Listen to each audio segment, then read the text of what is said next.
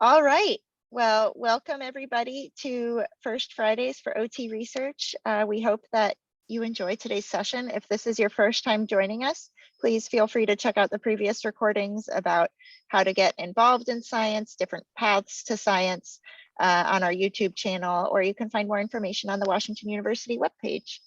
Today, we have a topic, an exciting topic that I think will be relevant for a lot of people, talking about what it actually looks like to have a career as a researcher and in science.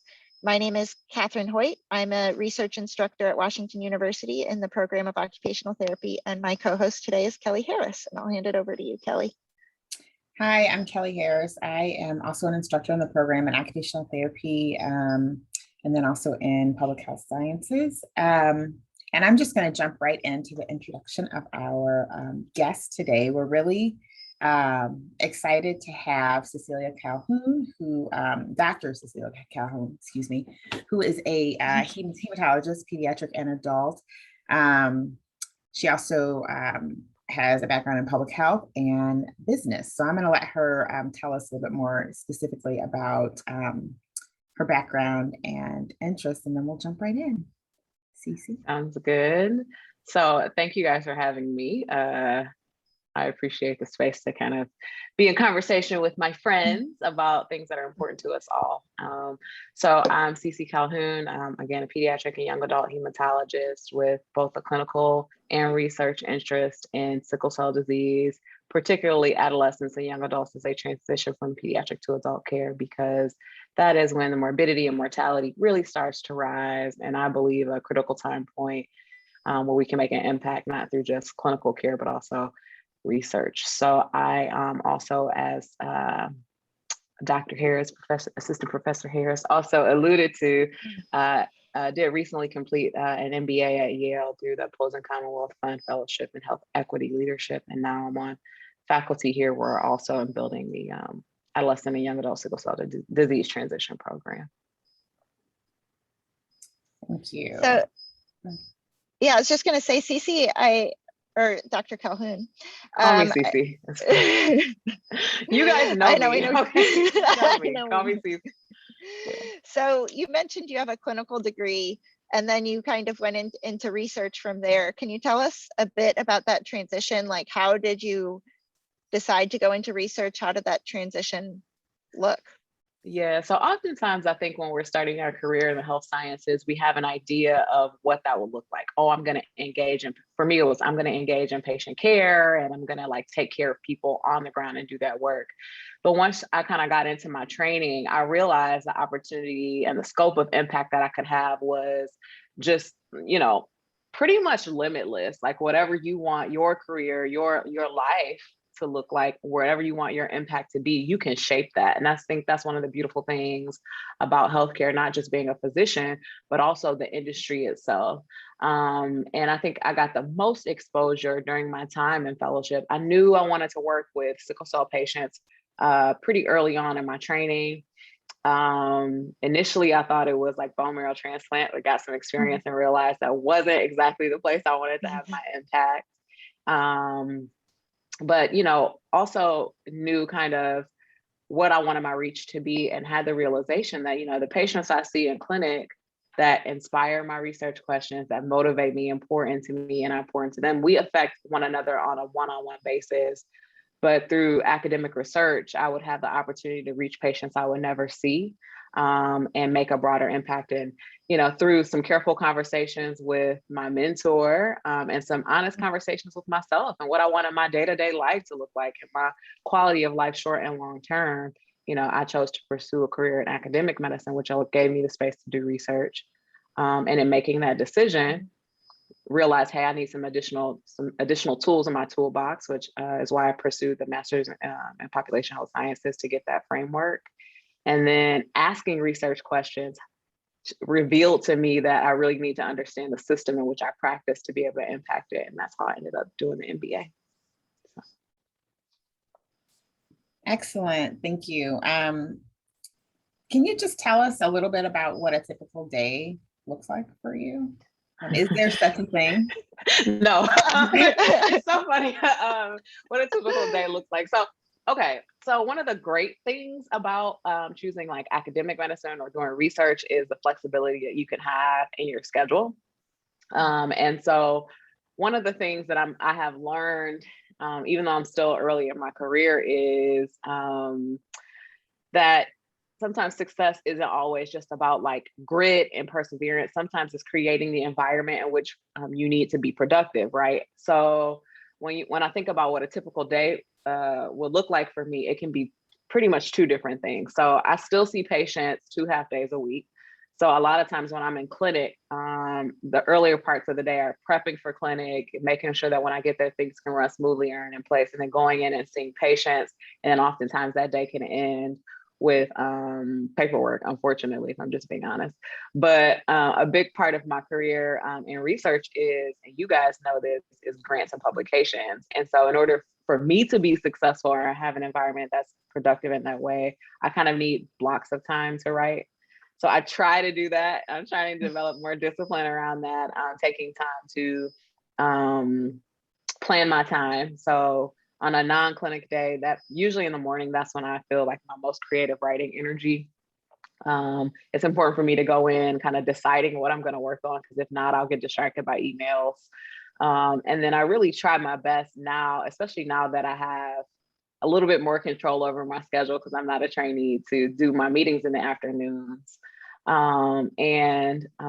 Depending on when or with whom I'm doing data collection, that also may be a part of the day too. So I don't know if any clarifying questions I can answer about that. Well, I guess I'm thinking, like, I know in my experience, like so much of our life is actually writing, and I'm not sure that everybody that looks into the world of science realizes how much time we spend writing. And you mentioned you're working on grants and papers. Would you call that like maybe the hardest part of your job, or what would you describe as the hardest? Or could you expand on the writing bit a little? I can definitely expand on the writing. I don't think it's the hardest part, no, by any stretch of the imagination. I definitely think it's one of the more underrated and most necessary parts. I think that's I think some people have like a natural gift for that. And for me, like once I'm kind of in the groove, I can be like jamming, you know, like in a flow. But I think, again, it's about kind of creating the environment to be productive in, and realizing like, writing for journals is not the same as writing for grants. And, you know, if you are going to be a researcher, part of that is disseminating your work. And we think of that traditionally through papers, but it's also through like academic posters and conferences and presentations. Sometimes it can even be to your own colleagues in like grand rounds formats and things like that. So that's also, I try to include in my writing time and prepping those things. So it's not just writing, it is the type of writing you have to do, and the breadth, but it's definitely an important metric of success. And so I am very much like a people person. I love to engage with people, but you need to, you're not talking to your computer, you know, when you're writing, you know, you're in conversation with your own thoughts and trying to get those things out onto paper. And so for me to kind of be successful, it's about creating a habit. That's what works for me. Like I'm a person who will thrive with routine. And if I can, you know, when I get into a habit, that's generally when I'm most productive. But I don't want to like, you know, be insincere. It's certainly something that I'm always working on. And it's incredibly necessary to a successful career in academics for sure, and in research. And I mean, like, even if it's writing is, you know, in my office, I have a whiteboard, even if it's just a brain dump, right? Because you're going to have ideas about future projects. And some of that is just getting that out of your head and making sure that you hold on to those, don't lose those ideas, but also can prioritize what you need to get done and when you need to get it done. So you actually just touched on a question I was going to ask. So you talked about kind of how you went from you know, your clinical training into research, and why you picked up an MPHS, and then why you went ahead and pursued an MBA, and kind of understanding that you needed that additional information, right? And so thinking about writing and kind of the idea generation phase of that, right? Like, how do you determine, you know, what you are working on and what you're going to work on? And Is it just about what you're interested in, or is it some, what's that process like for you? And it sounds like from what you were just saying that writing is definitely part of that, the brain dump piece. And yeah. Because I don't want to forget. So I have to like write it somewhere. For me, it's nice to see. I like to see, especially when I'm thinking in a creative space. Like when we talk about the different kinds of writing that we do as researchers. When I'm in the creative space and idea generation space, I like to see it. So I'll write it on my whiteboard, and I have this things like NQ. I have like this whiteboard that has like NQ and then ideas and then like actual papers who are trying to move along. People can do that. They do that in Excel in many different ways. For me, it's just fun to like write it out.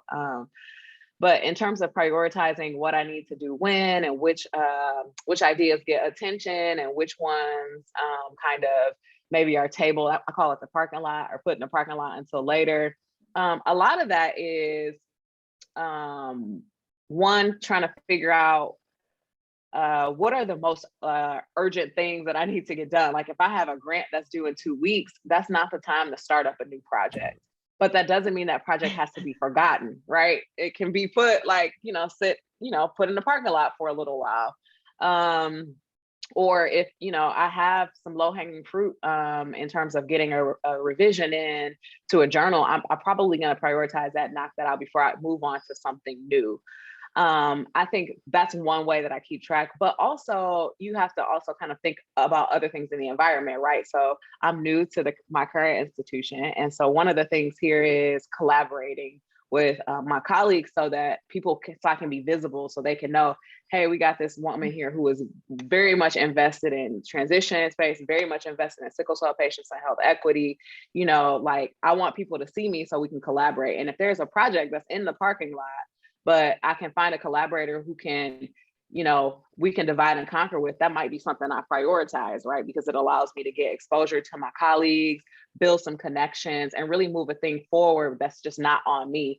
Really, any kind of science, I believe is like going to be a team science. Honestly, I think any great effort, you have to have a bunch of people. Like, I don't care if it's research or if it's clinical care. I was just talking about a colleague about this the other day, that people look at the physician and they're like, you saved my child's life. And I'm like, well, she wrote the chemo and she gave it to you. And that person over there made sure you got scheduled. And it can be like that when we're researchers, right? Like we have these huge ideas, but we collaborate, we work with others and people that support us to help bring these things to fruition and disseminate them. So I'm a little bit on a tangent, but so in terms of prioritizing things, like if I have a potential collaborator for an idea that's kind of been in the parking lot, that's low hanging fruit.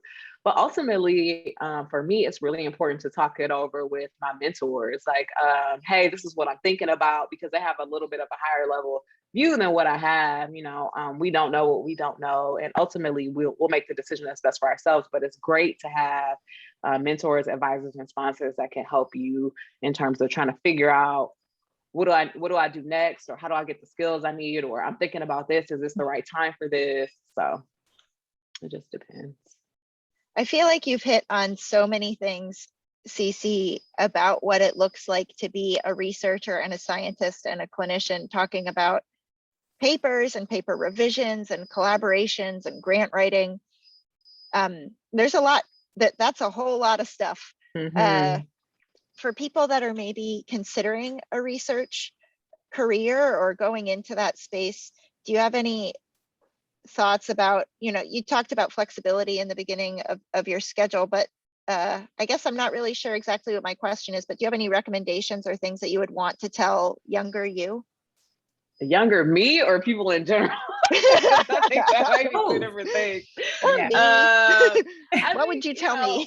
I think one of the things is like, a lot of times we put a lot of pressure on ourselves to get things exactly right, or be doing things exactly perfect, or never miss a deadline, or never mess up. But I think a lot of what we do is about resilience and trying again no matter what, and kind of being firm and continuing to push and move forward. And I think the core component of that, and especially for me, is like, I know why I do what I do. Like the patients I care for are so important to me. And I know that I can help change their lives, and this is the path I've chosen. And so when you have a sense of like why you need to be doing what you're doing and why it's important, it helps you be more resilient when you're like, dang, I don't feel like writing today, or I thought that was a really good grant. I can't believe I got that trash feedback, or even sometimes when you get bad feedback from people and trust, you have to revisit like,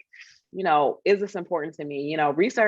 Choosing a research career is not always glamorous. It has very, very high points, when people are like, oh, I read your paper about such and such, but those are balanced by like everyday persistence, grit, and resilience. And I think that's something I remind myself of now, something I would want my younger self to know, something I would share with any of my colleagues, and surround yourself with good people who also understand their why. And a lot of times having kindred spirits that are in research that have a similar why is incredibly, incredibly helpful, because, we're human, right? So we're never going to be completely balanced all the time. We're never going to get it right all the time. We're never going to have the clarity that I sound like I have right now, right? I have friends and colleagues that are like, you just got to keep going. You have to keep trying. And, I think that's so important for people, but also for people considering a career in science. I think and it's okay not to know, and it's okay to ask. And but I think you got to come back to like, I chose this path because I want to make an impact here. And that's that's an individual decision. You can't do it for your parents or your loved ones. You can't do it to make your spouse proud or to give your kids someone to look up to. You cannot do it to just bring a claim. You got to say like, this is what I feel like my purpose is in this space, because you'll have to revisit it all the time. I feel like there was so much in there, so many wonderful gems. But I just want to, I guess, highlight a couple things I've heard you say a couple different times, right? And we're talking about science, you're talking about team science and the importance of collaboration and networking and building teams. And then this piece about feedback. And I remember getting feedback that was kind of, the gist of it was, you can't make it better without the team. You can't make it better without that constructive feedback. And that is what science is, right? Is this kind of, what do we do? How do we fix it? How do we make it better? How do we push this further? And just those bits about, I guess, kind of this, it's not really failure. It's like okay, how do we go and revise and look at it a different way? How do we find a different perspective? And so I just wanted to highlight that, because I think I've heard you say that a couple different times in your comments. And I think it's important. And I think it's important when we think about, at least where I was coming into this kind of career, I hadn't thought about that. Yeah. And it's important too in science as a whole, but also what I'm learning in business, right? And so, and they do it faster and mess up way worse, y'all. Okay. Somebody will be like, oh, like VC firms fund just people's ideas. Like all they have to have is a little proof of concept, and it may completely crash. But then they're like, oh, well, let's try it again this way. And so I think, we really have to keep that same energy, that same persistence, because a lot of times what we choose to do as people who are researchers in the sciences affect people's well-being and health deeply. And I really like, I'm saying, like, we're not making just lives more convenient. We're changing how people live. And that is one of the gifts, right? But it does require you to try and try again, and that's okay, right? Because if we think about how we are as individuals, like we're always moving forward, growing and getting better. So why not our work doing the same thing? Why not the way that we approach our science be the same thing? And I think when I think about a team too, the beautiful thing about that is surrounding yourself with good, like-minded people is they'll give you honest feedback and they care before you go out into kind of like, study sections and journal review boards who they don't know you from Adam. They don't really like care about your why. So, and you'll be able to be there more prepared. That's one of the good things I love about our lab is, you can get the feedback you need and kind of move forward with confidence. So, but yeah. Yeah, thanks. I think, I don't know, I don't, Catherine. I thinking about kind kind of word. I feel like you've covered so much of what we were going to. Great. I was like, Um, I'm so thankful. Look, I was like, I gotta get off at this time. And y'all were like, it's okay, you can still come. And I was like, cool, I hope I have something to add. No, so much. That was so much, Cece. I feel like we've touched on so many things. I feel like some key take homes for people that are listening are the importance of resilience and grit and knowing your why is so important for a career in research, because there's so much of your time is unstructured, and you have to structure it and know why you're doing it. And you can create the environment for yourself. I mean, like, it is truly a gift to be able to be like, this thing bothers me. Let me answer it in a rigorous way and figure out a solution. Like, look, I am from a factory town, okay? I am from Detroit, okay?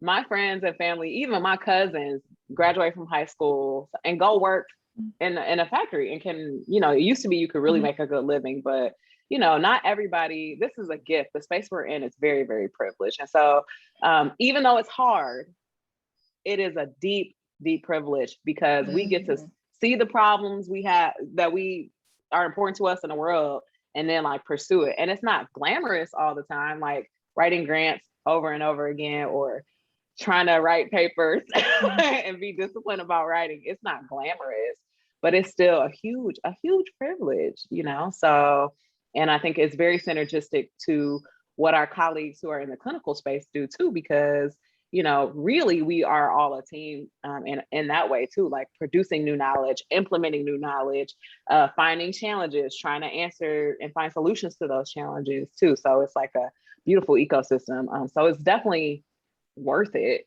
It's definitely worth it for sure. Obviously I'm biased, so.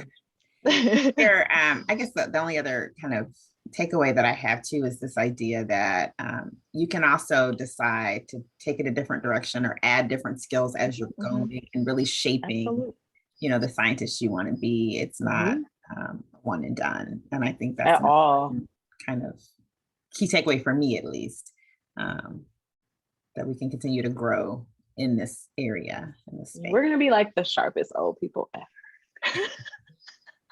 So it's going to be fantastic.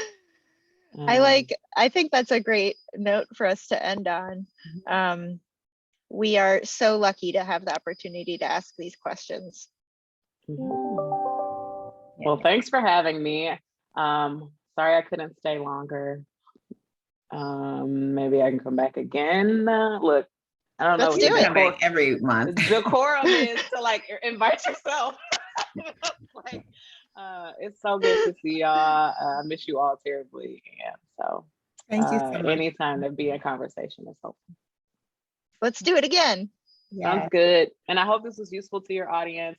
And if anybody wants to email me, they can. It's just cc.calhoun, cece.calhoun, calhoun.edu. So. Excellent. Thank you. Thank you so much. All right. Thanks, guys. Thank you.